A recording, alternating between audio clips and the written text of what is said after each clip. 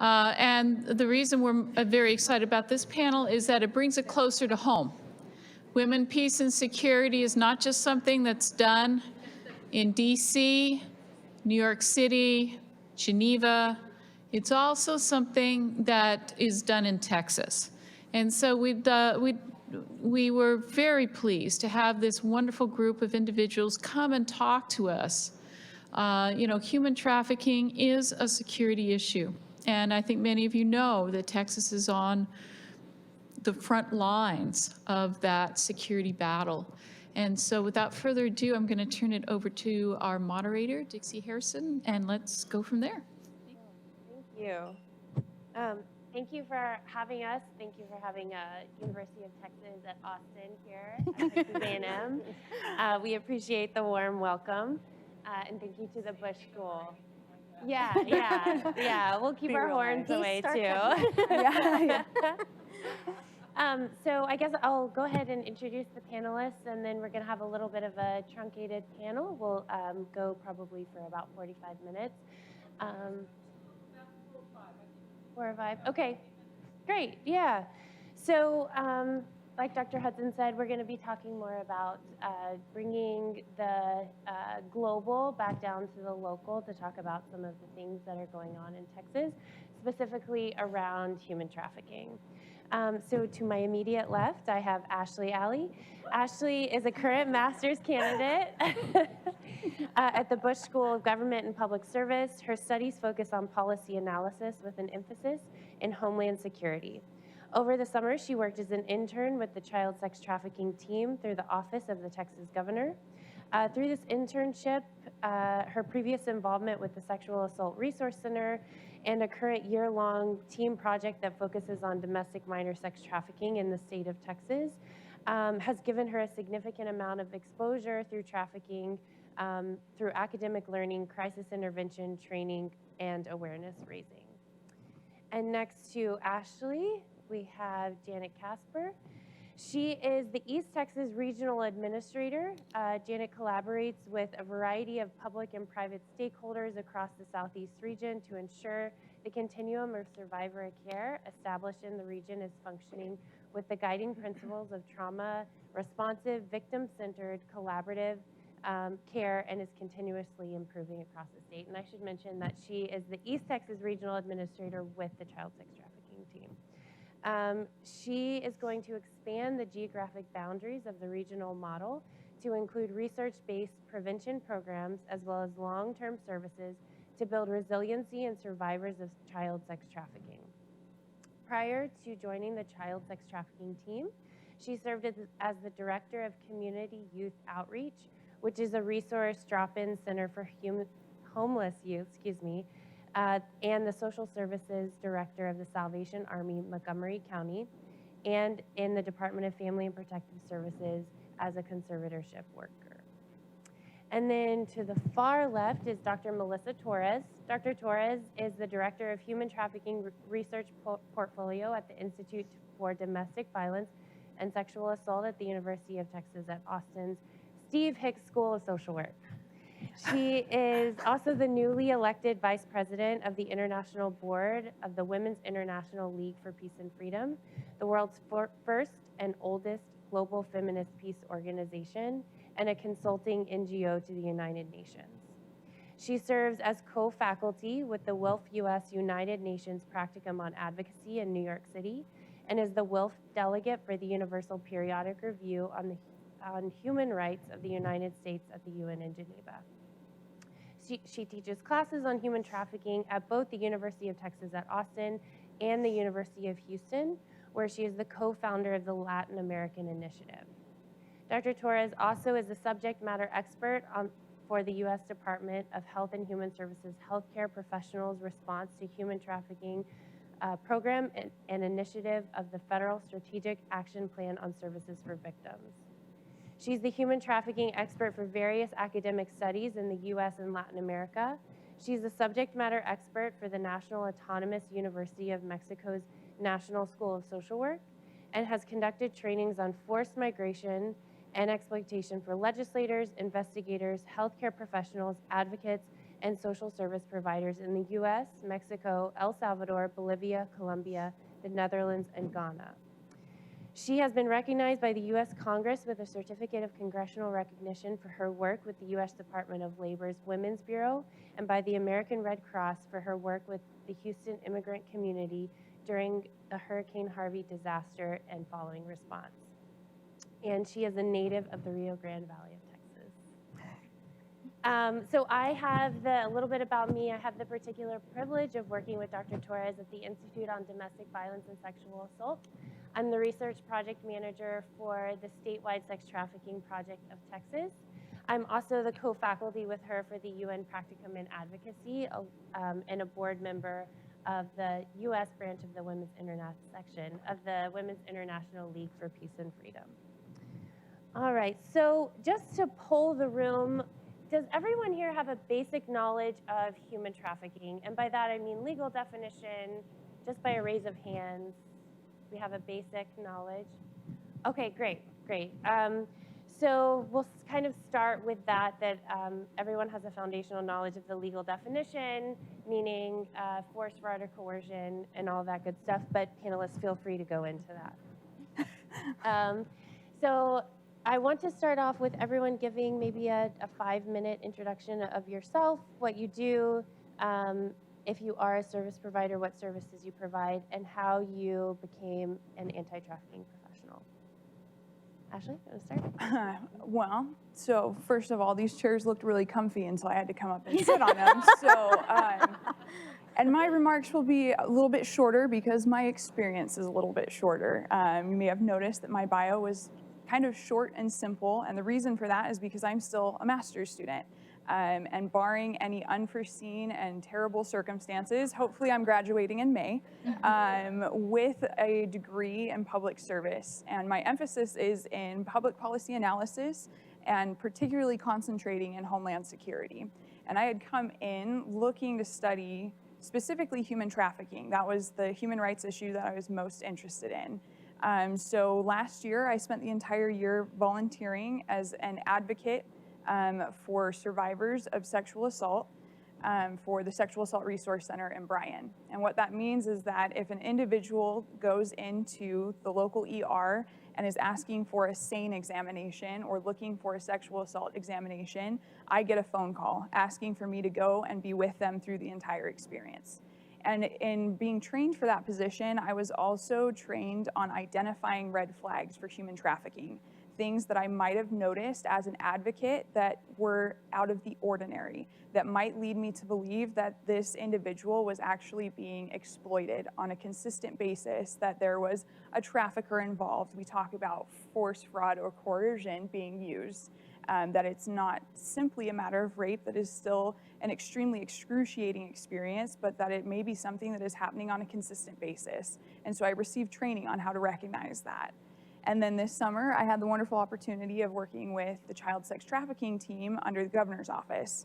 And there I was involved in looking at, there was a call for information, looking for curriculum, looking to expand prevention efforts, particularly in school systems and working with youth, and particularly at-risk youth, and helping them understand the things that can lead to those vulnerabilities that would lead them to be exploited in that manner.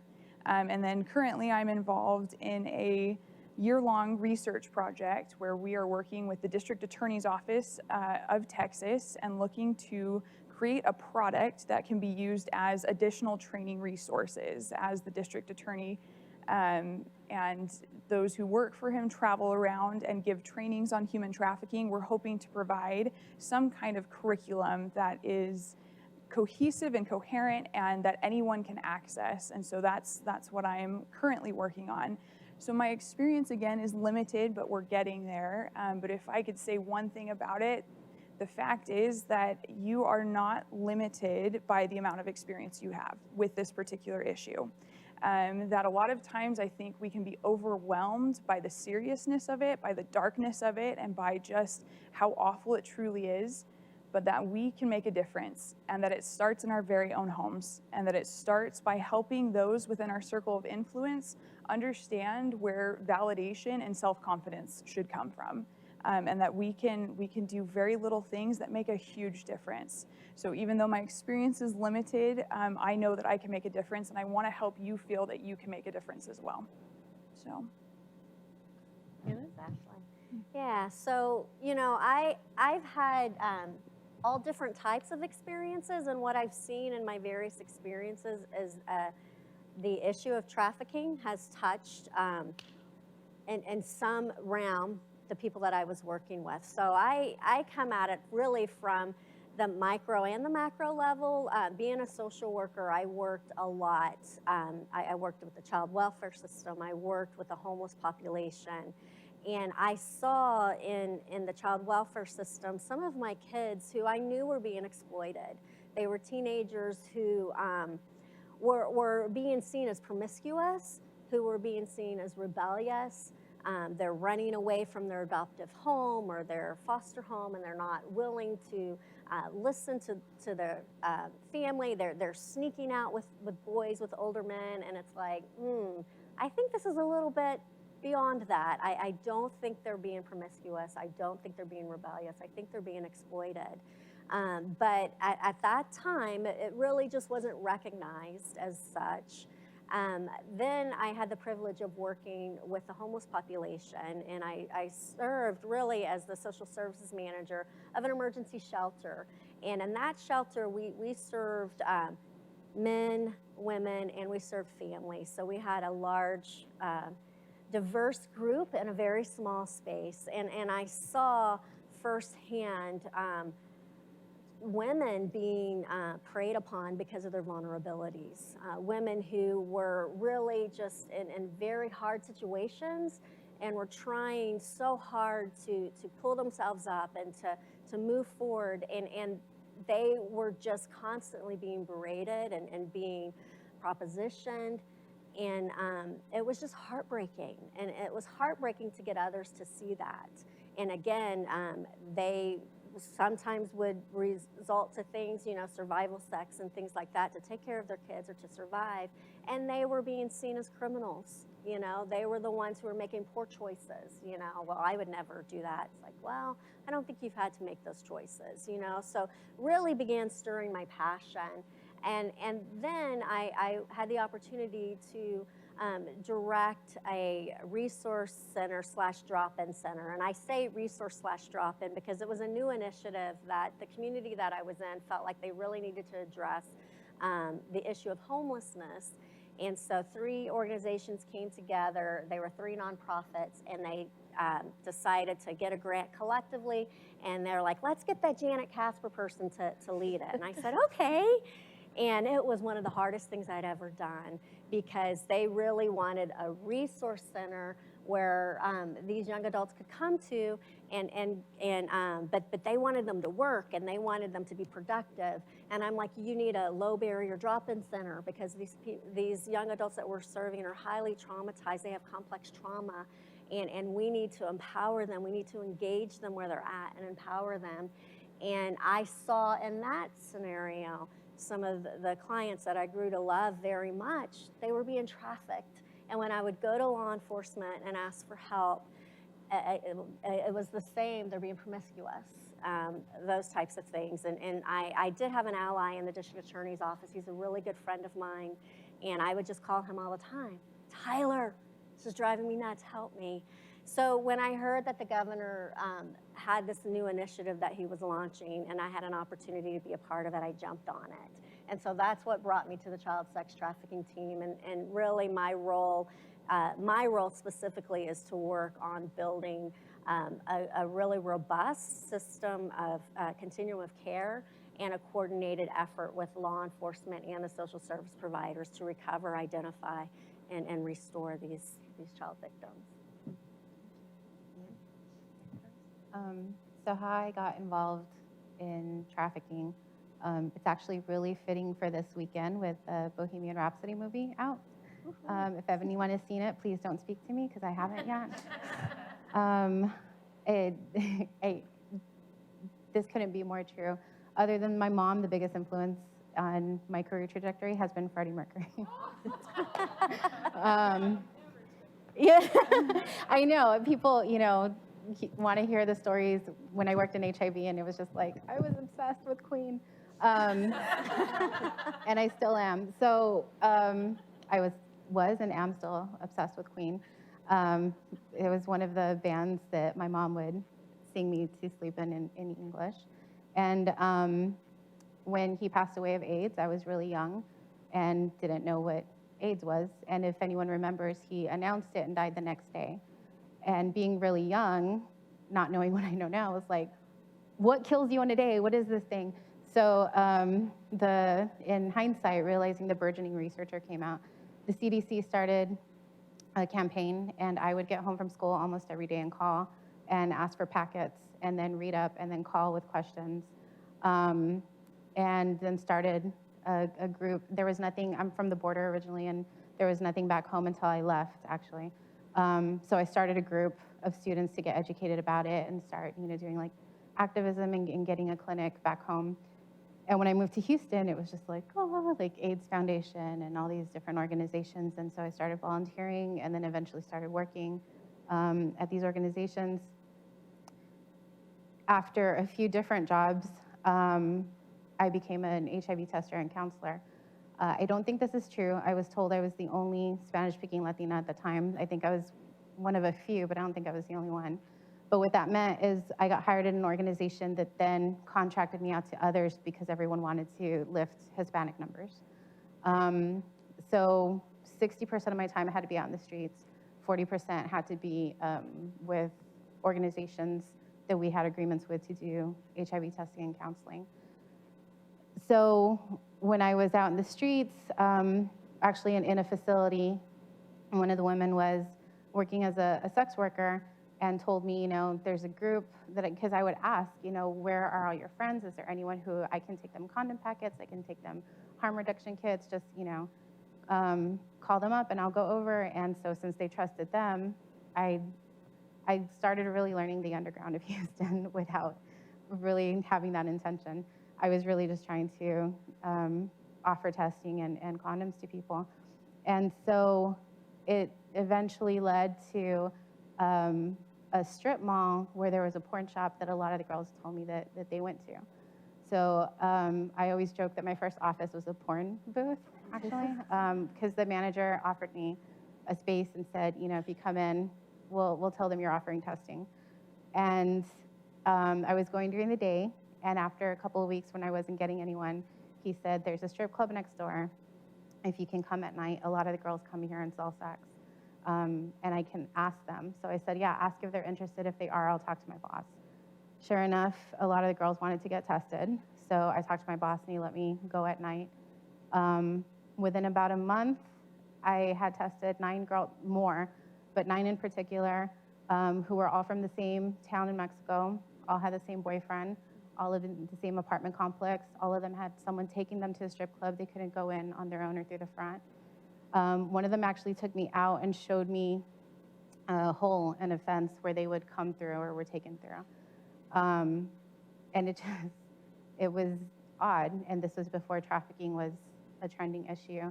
And so part of my job was going back and meeting with my boss and talking about, phenomenons and trends we're seeing because we're doing harm reduction. So I talked to him about it, and he said, well, let me sit with this for a while. This was the same time I was applying for my master's program.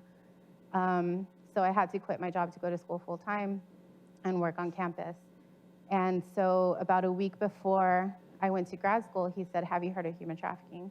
Being from the border, I said, yeah, and I thought it was smuggling.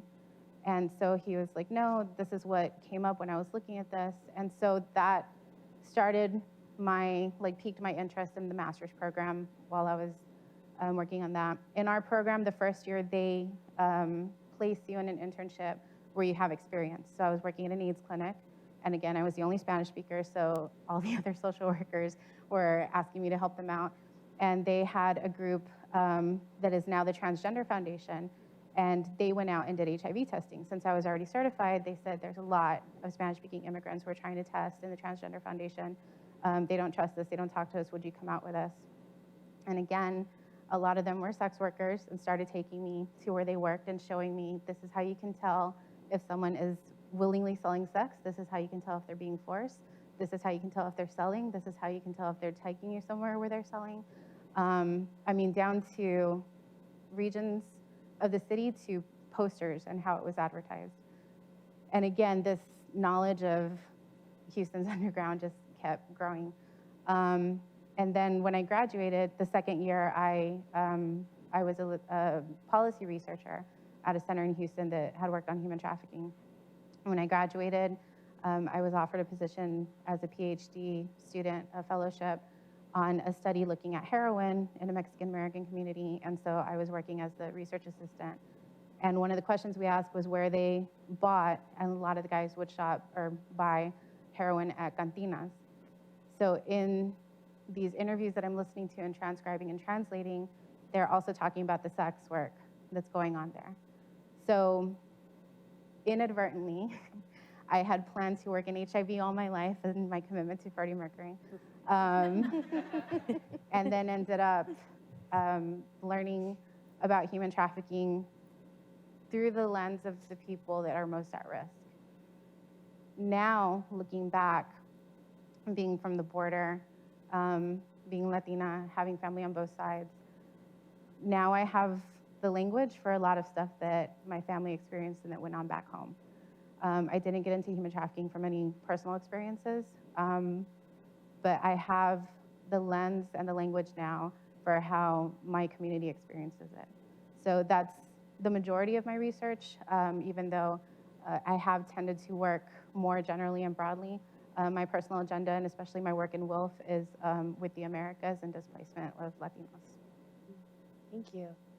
It's interesting how all three of you talk about, I'm a social worker as well, so we have the terms micro, meso, macro, and so all of you have kind of, in a very fluid way, gone back and forth, and one level seems to inform the other. And I think that's really interesting when we're talking and thinking about these global things like 1325 and the Commission on the Status of Women and things like that, and then bringing back your experience as either direct service workers or things like that to understand how it works or is being used on a local level.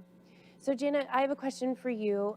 As the regional coordinator, what do you see in Texas in regards to trafficking?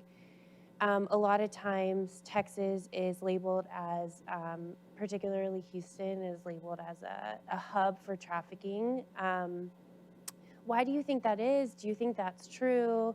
And what are some of the things that Texas is doing that's kind of putting us on the forefront of anti-trafficking? Sure. Yeah, I mean, Houston in particular is definitely a hub, and I don't know if you guys are aware, yay, Texas, we're number 2 in the nation for having, the most trafficking activity, second to California. And I think Houston is such a large community with, we have corridors from Houston to Dallas, to San Antonio, to Louisiana. And so we do see a lot of trafficking. And, as far as your question is, what does it look like, or what is our response? Yeah, I mean both. Answer both. So we're seeing it. I think a lot of us think of when we think of trafficking, we're thinking of foreign nationals being brought here and trafficked, and that certainly happens. I mean, we do have that, but we also have a lot of domestic trafficking. And so we've seen both, but I tell you, in the work that we're doing right now, we just created a coordinated response in Houston. And what I mean by that is that we have everyone at the table talking together. And so one of our mandates was to bring the state agencies together. So Department of Family Protective Services, the juvenile justice system, our state police, Department of Public Safety, and all of the other service providers together to address this issue. And so we've spent a year in Houston developing our coordinated protocols, which basically say, what are we gonna do as soon as law enforcement recovers a child victim or a child is identified through some of our partners through the hospital. Say they've come in and a sexual assault nurse has examined them, and then they begin to see the signs of trafficking and they're identified as trafficking. And so we have worked for a year really poring over our protocols to make sure that we have closed all the gaps, and that when these children are identified, that they're treated as the victims and the survivors that they are, and that we are responding to them in a very trauma responsive manner. And so we have seen, since we've launched that coordinated effort back at the end of June of this year, we have worked with approximately 70, and you know, I haven't checked the numbers in a couple of weeks, so I know it's higher now, but survivors that have been recovered, and the majority of them have been domestic minor sex trafficking and victims. And so we have seen kids that have been at home with their families, and they've been recruited through social media. They have been recruited at school. One teen in particular was recruited by the basketball captain of her school basketball team. She began a friendship with him, and it turned out to be a very exploitive friendship. She ended up running away with him, and after about 45 days of her parents frantically searching for her, they've recovered her, and she had been trafficked. There are other stories like that, but then you also have the children who have the highest risk factors. They don't have a lot of protective people in their life, and so they're very vulnerable, and they fall prey to these traffickers who are promising to be their everything, right? I'm here for you, I care about you, and they're incredibly manipulative and very masterful at gaining their trust and causing them to really be dependent on them. They intentionally create trauma bonds with them so that they will stay with them. Mm-hmm. So that's what we're seeing. Yeah. It's interesting. I always feel like, since I've been in this work for a few years now, that there's a kind of a spectrum of people's knowledge on what trafficking means, what it is, and I think everyone has their own individual path of understanding what trafficking looks like. And so I like to hear you say that, yes, while international trafficking does happen, or for nationals coming in and being trafficked, it's also happening to individuals in the neighborhood that they grew up in as well. All of our children, unfortunately, are at risk. Yeah. Dr. Torres, what trends are you seeing in the research? What, with either the Human Trafficking Mapping Project or the statewide project, what are you seeing that is of note in the research?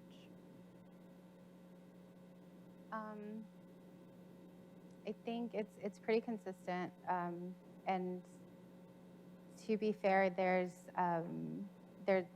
not a bias behind this, but there's reasoning behind it. We were commissioned to look at child sex trafficking, and I think overall, even though that is the focus of our research, we have still included information and questions to look at labor exploitation among youth, because we try not to separate that. I think the biggest finding is pretty consistent with anyone you'll speak to who works in the field or has years in the field, is that it doesn't happen in silos the way people think it does, people think it does. Sex trafficking isn't happening over here, and labor trafficking over here, and children aren't over here while adults aren't over here, and domestics aren't here while foreign-born are over here. It's an overlap of situations, and the secondary to that is that we don't have a perfect victim, which I think is the common misconception. This is what trafficking looks like. How many of you have seen billboards around, and what's usually on them? Women, and what are they? Young women, and what are they doing? Beaten in a corner of a dark room somewhere, handcuffs. Are you going to see those women daily? no. And that message gets played out so much in the media, and especially in my work with teaching social workers. I tell them, if that's the image that you have, unless you're a social worker going into the home, the message is you're not going to find them. When the truth is, we interact with people every single day that might be at risk or being exploited. How many of you here, and just a little interactive game, how many of you have ever eaten or bought Chilean sea bass? Purchased Nike? Gone to Walmart? Dollar Tree? Own an iPhone? How many of you have ever purchased sex off of Backpage? But we're all complicit in labor trafficking. Every other person or company I listed has a case of trafficking for labor. And so we have this idea, this cognitive dissonance of the perfect victim and who deserves our attention and who personifies human trafficking, and we miss the daily interactions. We interact with labor every single day. We couldn't have this conference if labor wasn't happening. We couldn't have eaten lunch if labor wasn't happening. We interact with it daily, and yet it's the last thing people think about. Even when you ask people who grew up here, American citizens, their labor rights, I can't get people who tell me what's actually legal or not legal, either federally or within their state. And yet, we tend to think that it's a foreign national issue. They might be more at risk, and they may be more vulnerable, but they're not the only ones being trafficked. In the first part of our study, in our report, we had found that about 79,000 minors and youth are exploited for sex every day in the state of Texas, or at any given time. And we found that 234 laborers were exploited and trafficked in the state of Texas at any given time. Every single person we speak to will ask us about the 79,000 number when we have a number that's 3 times higher that no one asks questions about. It pulls at the heartstrings, these children being exploited for sex, and oh my gosh, what are we gonna do to stop it? And then we don't ask any questions about what we're being complicit in with those 234,000. And to think that they happen separately is reckless on our behalf.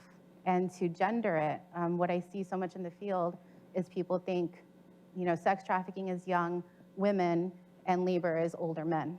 And it's simply not the case. And honestly, even if it were, what I found in my work throughout the Americas, not just in Texas, is that even if the person who's most at risk for labor trafficking is the male, the one who's really paying the price at home is the woman. When I worked in Bolivian mines, the lifespan for a miner in Bolivia is 35 years.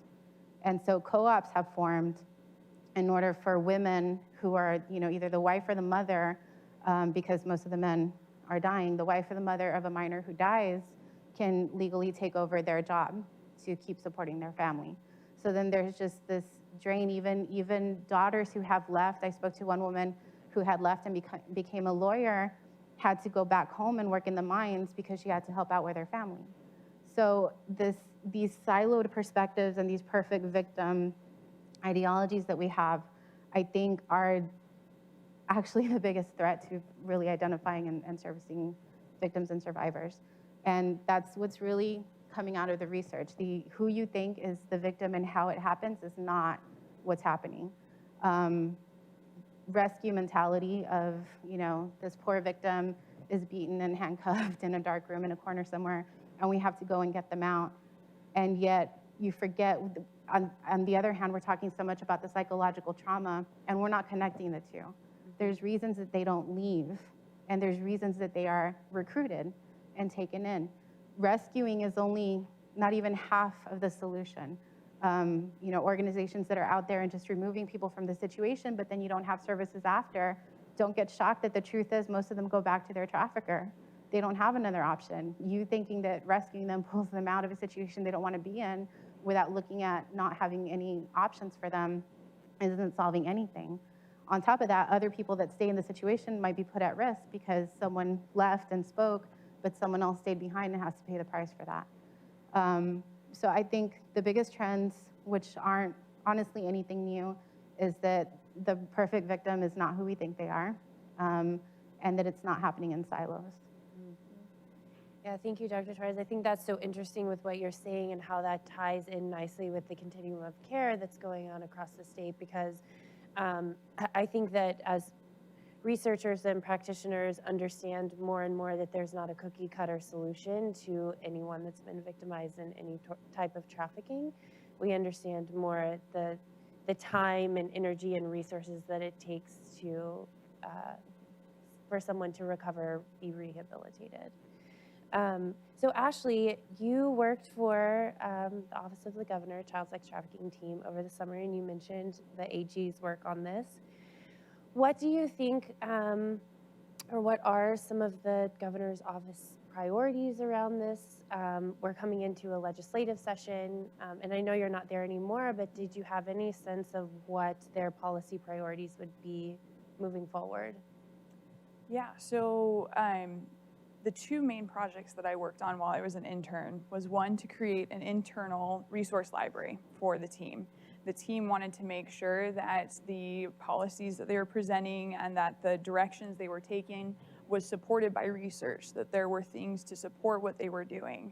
And for that, we're very grateful for Dr. Torres and the work that she's putting into that. And then along with that, as I had said earlier, a call for information had been extended, looking for individuals or organizations who had created any sort of curriculum that could be distributed at a school level or in a classroom setting or in small group settings that could instruct particularly youth on how to identify all sorts of different things, whether it be a healthy relationship versus an unhealthy, or a healthy versus an unhealthy relationship, whether it be exploitive techniques and tactics used by traffickers, whether it be internet safety. The call for information was very wide-ranging. It was very broad, looking for any kind of curriculum. And then once the curriculum came in, I had a set of criteria that I compared all of the different curriculum to, and was looking to see how they compared to one another, if there were any that were particularly powerful in terms of their influence. The thing that is a struggle right now is most of these lessons and the outlines, they look great on paper, but we don't have a lot of evaluation on them. We don't have a lot of evidence-based research that tells us that these things work. And so a lot of it is a little bit of a leap of faith, hoping that raising awareness and that instructing youth can be helpful. And so that seems to be kind of the direction that I was noticing as an intern, this idea that we know that the victims are already out there, and we would love to identify and rescue and restore as many of them as possible. But even more so, we want to prevent victims from being created in the first place. And a lot of that starts in the home, in the schools, and really educating individuals, and not even just the youth, but their parents, those that interact with them, those that have influence, supportive adult role models and figures in their lives that can help them understand this and avoid the traps that are set by these people that are set to exploit them. Mm-hmm. Yeah, that's really interesting. And I do know that Texas has really been open in a lot of ways to different policy solutions. So it's good to hear that they're looking at trauma-informed, evidence-based care as a policy priority. So I really liked this question from this morning's panel, so I'm gonna borrow it. If you had all the funding in the world to spend on anti-trafficking initiatives, research, services, or if you were in a room with a funder, how would you spend it? We can throw in the magic wand too from this morning. I'll Jenna, jump, you wanna I'll start? jump on that one because I have that going on right You have now. a list in your office. I know that we need places for when these victims, survivors really, when they're recovered, we need a place that they can go to stabilize. And we need it to be a place that's not a lockdown facility. We don't have places. Unfortunately, I'm sad to say our option in Texas has been the juvenile justice system, and that's re-traumatizing them, and they're treating them like criminals when they're not criminals, they're victims. And so, and I've worked with a lot of people in the juvenile justice system who have worked really hard to serve these survivors, and I applaud them. I just hate that they were the option, you know, so we have to come up with other alternatives. So we're working like crazy to bring online other places that law enforcement can take these minors to when they don't have a family member to release them to and they need healing. One of the things that we're working on in Houston is a partnership with University of Texas Health and the Harris County Psychiatric Center to have a 20-bed unit designated specifically for these survivors that we would be able to access across the state. And they would be allowed to stay there for up to 30 days to stabilize and get all of the care that they need. It's not a lockdown facility, but it's a secure facility. Their trafficker would not be able to have access to them. And we've dabbled with it some. We have a couple of survivors that are there now, and they're doing really, really well, and they have the time to rest and to become stabilized and then transition into a long-term care facility to begin to continue really that healing process and prepare them to be able to eventually go home and be strong and survive in their community. So we are working like crazy to get money to pilot at least half of this unit. And so our office has put forth quite a bit of money. But we're still relying on the philanthropic group to come in and help because it's crazy expensive. And I actually just got a phone call this morning. I was a little late coming in because I was speaking with the director of child psychiatry there telling me that she thinks they have a funder. But that would only allow us half of it. So if I had the money, I would just fund that fully and then some others across the state. So that's me. Ashley? Oh. So if rather than focusing on the money, I think I'm going to take the magic wand. Okay. Because that seems like that would be an easier alternative to raising money. The other reason for it is the thing that I'm most concerned about, I think, is the thing that has the most moving parts and components that we don't seem to understand. And what that is we have these children, these youth and adults who are being exploited, and they have become a supply for a demand. Yeah. And I want to understand why there is a demand for it.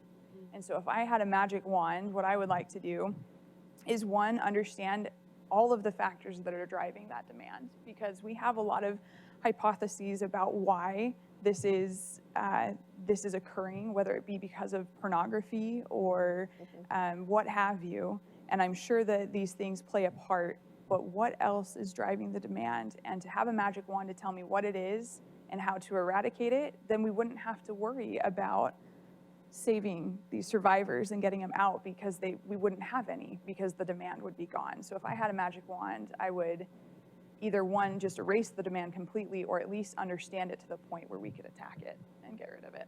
So looking at more of root causes of trafficking and addressing it from there. Dr. Torres?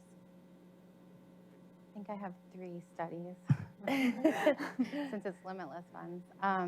Well, first of all, it's just a reality that labor trafficking has little to zero support and funding opportunities. Even go to a conference that'll say it's a human trafficking conference, and they're going to focus on sex trafficking 98% of the time. Labor trafficking gets little attention, so I would just push for more funds just in general for that, because there's such a dearth overall. The second, from my personal experience for at-risk groups that I've worked a lot with, are minors, at-risk youth, indigenous populations, undocumented immigrants, and sex workers. In particular, these 4 groups have their own vulnerabilities and risks. Yet I've seen the people working with them are the ones who define their trauma for them a lot more and feel that they have the right to do that. And they define their experience for them. And will listen to their language, but then kind of correct it or silence it.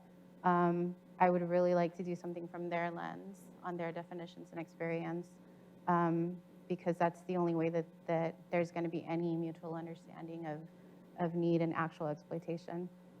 And the third, and no one can take this idea because I've actually have my intellectual property. I've already submitted it.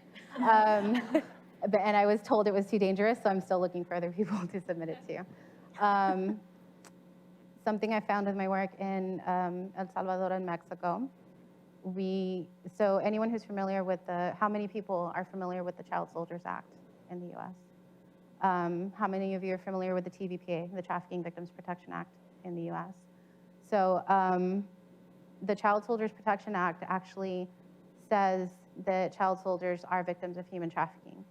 The Trafficking Act has no mention of child soldiers. So we're flat out saying that they are victims, but we have no protections for them. They're also seen more as a foreign issue. And like the US has no relation to that other than those that might come in as refugees. I won't get into the immigration debate. I'm from the border, so I could be here all day talking about it. But what I have seen in work and experience with those in El Salvador with gangs and in Mexico with cartels is that there's no difference. And yet we treat some like criminals and others like victims. They're the exact same tactics that are being used.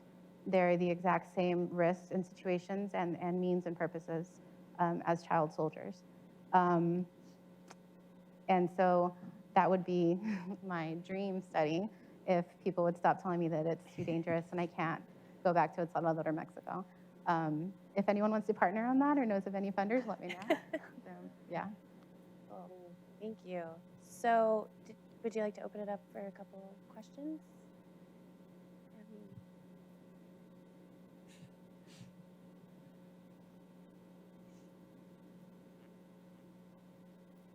Hello, my name's Lauren again. Thank y'all so much for y'all's words and y'all's insights. This is very interesting.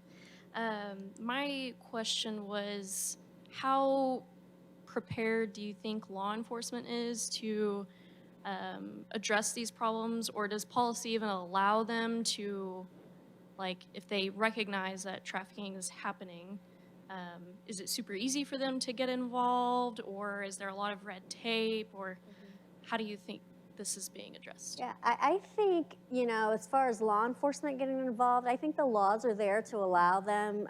Certainly, we have laws to allow great prosecutions, and we've seen recently traffickers be sentenced to 60+ years. There's another case that's happening that's began to start in Beaumont, which is, I guess, southeast of Houston, for those of you guys not in this area, where there's anticipation that that trafficker will probably get a life sentence. So I really think our issue is a lot of education. And so we're doing actually a lot of trainings with law enforcement, with judges, and just the judicial system entirely to talk about what trafficking looks like, what exploitation looks like, how these victims appear to be complicit in their trafficking, but really that's the trauma.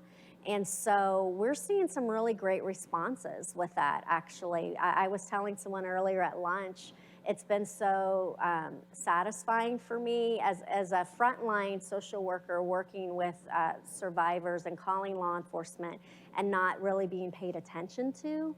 Now I get to go back into those same communities and say, it's me again, hi. Look, let me show you some research and here's what we're doing. And you know what, they're so open.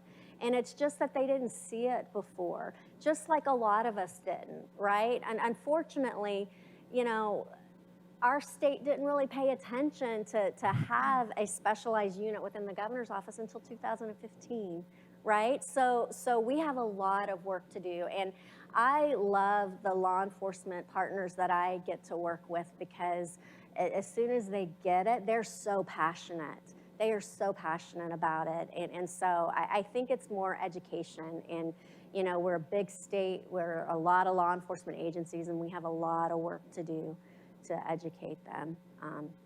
One of the things, though, that I'll just throw in there that we're doing to provide support, certainly for the victims, but it also supports law enforcement, and they absolutely love us for this, is we have specialized child sex trafficking advocates that respond on scene to them. And so our office is funding advocates across the state. And you guys, this has been amazing because as we talked earlier about the trauma and the trauma bond that is created with these victims and their trafficker, as you had mentioned, and you know that they are going to run to them because they're getting their needs met in a very unhealthy way, but that's all they have, that's their support system. So we're able to counteract that, and so we fund agencies to play the role as advocates, and so they are there on scene. They have a 90-minute response time. Once law enforcement calls, how it looks in Houston is they have a 24/7 call line that they can call anytime, and an advocate is dispatched to them on scene to wherever they tell them to. And I'll tell you guys, just the last couple of weeks, I've had back-to-back phone calls from a captain with our Department of Public Safety saying, oh my gosh, I've got this, you know, my guy's calling me, this girl, she is just having a major meltdown, we need help, he's having to chase her down the street, she's throwing off her clothes, it's like the advocate's on the way, advocate's on the way. And then the advocate gets there and is able to really just help that child, that teenage girl, begin to stabilize and regulate, and they love it. They're like, thank you, thank you, thank you. And I've seen them just be amazing with these survivors, so. I think it also differs by region and by department. Houston actually nationwide sets one of the highest standards, and that's not an opinion, that's what I've heard across the country, and definitely in the state. Texas and Washington were the first two states to have state-level trafficking policies in 2000, the same year that the TVPA was actually initiated. And so has consistently continued to change their policies for trafficking. And yet we're 18 years after that, and we've been to law enforcement offices across the state where there's still different understandings or flat out misunderstandings of what trafficking is. And you know, there's other regions that are starting off barely their coalition or started and have problems or are now growing. And Houston is that standard. They're looking at a lot of the models for the coalitions and the law enforcement task forces and how they can have a more collaborative network and outreach. One of the issues that we actually had in our first phase of our report is when we included law enforcement agencies across the state to send us cases so that we could, you know, analyze them and include them in our report. And we had to make an ethical research decision to remove them because what we found was they really didn't qualify as trafficking victims. A lot of them were prostitution cases that didn't have any indication of forced fraud or coercion that we couldn't include unless they were minors by policy. So then we had to look at at-risk youth and in other sectors. We've also, you know, I'll ask, they immediately start talking about young girls, and then I'll ask about boys, and they'll say, you know, we don't see that. And I ask, are you not looking? Are you not seeing it, or are you not looking? And then after the question, some of them have been like, yeah, honestly, we're not looking. So there's still that perfect victim mentality that runs a lot of the efforts that has to change. But again, you have your experience with a great example in Houston, which has gone through a lot of training over years. Yeah, and actually, and some of those communities are communities outside of Houston. Yeah. Where, and Houston has just been so wonderful. They do have an incredible task force that's called HATRA, Human Trafficking Rescue Alliance, and it's a federal, state, and local law enforcement, but it's ran by Houston Police Department, the VICE, and they are expanding out to the surrounding counties, and so they go and work with the county's law enforcement and help train them and actually work cases with them. There was a sting operation that happened in a county just north of Houston that they came up and provided the expertise, the equipment, and worked with those law enforcement officers. And those were some of the ones that I had worked with as a front line, and I was actually in there watching the whole thing go down, and I was like, see, that's a victim, you know. So it's just very exciting to see that law enforcement is coming on board. And you're right, we're not recognizing the male victims, and so we're working actually, we have adopted a statewide screening tool called the Commercial Sexual Exploitation Identification Tool. It's a validated tool out of California, so we've adopted it across our state, and so we are massively training juvenile justice system, child protective services, and other frontline people who would come have access to potential victims to screen them. But one of the things that they're working on as well is creating a tool that will help us better identify the male victims, because there's various reasons as to why they're not being identified. And we have to figure that out because we know that they're there. Houston is also one of the only police departments in the country that has special vice officers specifically for human trafficking cases. So they have done a really good job in working with other departments to train them as well. But to also be consistent and respond to that question on the other side of human trafficking, because we've only focused on the sex, is I've talked to several police officers who, when I do bring up labor trafficking, you know, it's just like this hopelessness of, well, we're not getting the calls and we don't know what to do. And what I consistently tell them is, you're not going to get the calls. If any of you had a problem at work, would you call the police? Probably not, right? Because you have other sources to go. And the truth is, there's other channels that they actually should be going through unless it's a severe case of trafficking. And that's something that I think is consistently lacking across the board with law enforcement of what their role is in labor trafficking. Since they're obviously part of the investigative and prosecution focus, I think they consistently need more training on labor exploitation. Mm-hmm.